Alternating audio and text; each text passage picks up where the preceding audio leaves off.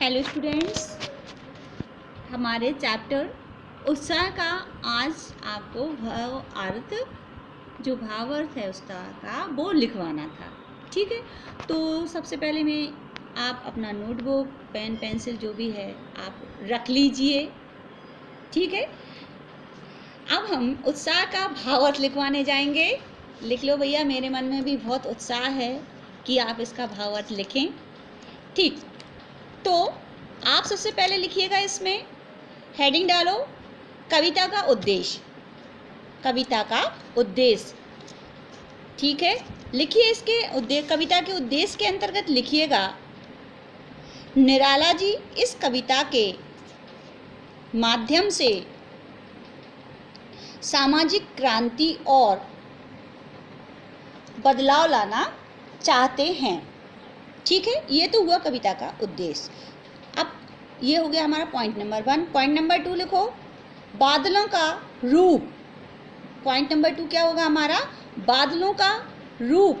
लिखिए इसके अंतर्गत, उत्साह कविता में निराला जी के द्वारा बादलों के मुख्यतः 2 रूपों को व्यक्त किया गया है।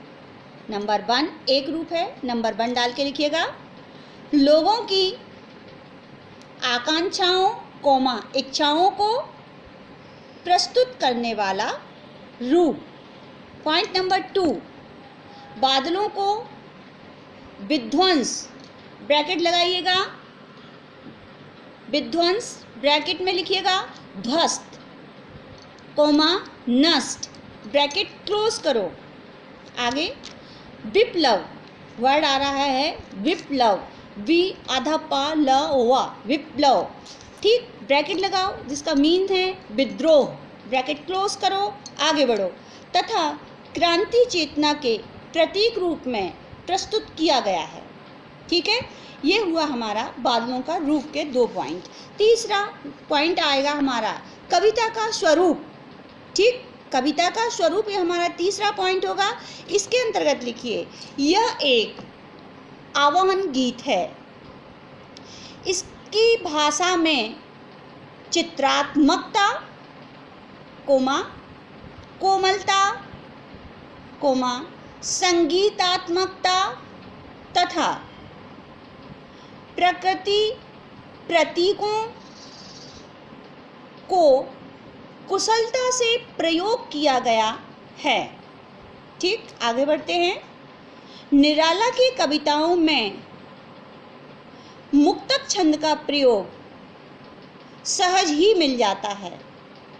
इनकी भाषा सरल, सहज, संस्कृतनिष्ठ, शब्दावली युक्त है। ठीक है, ये हुआ हमारा कविता का स्वरूप। अब मेन पॉइंट पे आते हैं, भावार्थ होगा। हेडिंग डालो भावार्थ, लिखिएगा उत्साह का भावार्थ। लिखिए इसमें, कवि बादलों को संबोधित करते हुए कहते हैं कि, ठीक, कवि बादलों को संबोधित करते हुए कहते हैं कि हे बादलों, तुम इस विशालकाय आकाश को चारों ओर से घेर लो और बहुत जोर से वर्षा कर दो। ठीक है, नेक्स्ट लाइन से लिखिएगा, नीचे की लाइन से लिखिएगा, कभी बादलों की सुंदर और मनमोहक छवि को वर्णित करते हुए कहते हैं कि बादलों की छवि बहुत सुंदर है। आगे बादलों के केस का मतलब है बाल। इस बाल वर्ड को ब्रैकेट में लिख के क्लोज कर दो ब्रैकेट।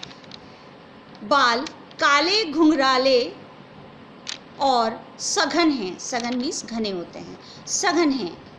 पूर्ण विराम, बादलों का रूप काला और सघन संपूर्ण क्षितिज तल पर विस्तार से फैला है।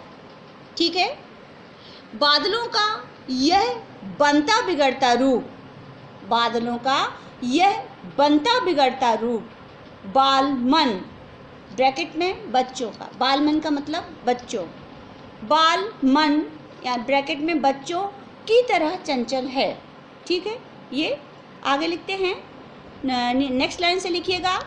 कभी निराला, बादलों और नव जीवन देने वाले कवि दोनों को संबोधित करते हुए कहते हैं कि कवि के हृदय में जो बिजली की शक्ति है, इसी ऊर्जा अवलिक शक्ति से कवि कठोर भावनाओं के वज्र प्रहार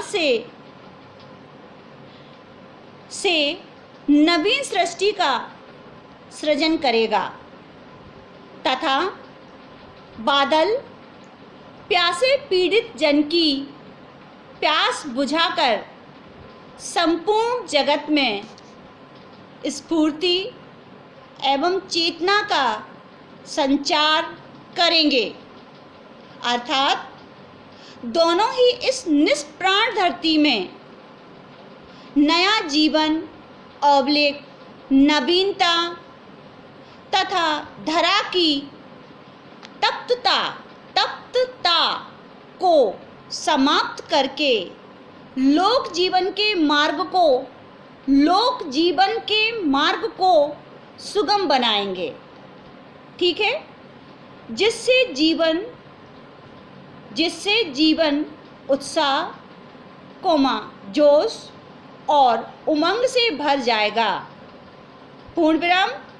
क्योंकि बादलों और कवि दोनों में नवीनता, नूतनता लाने का जोश है।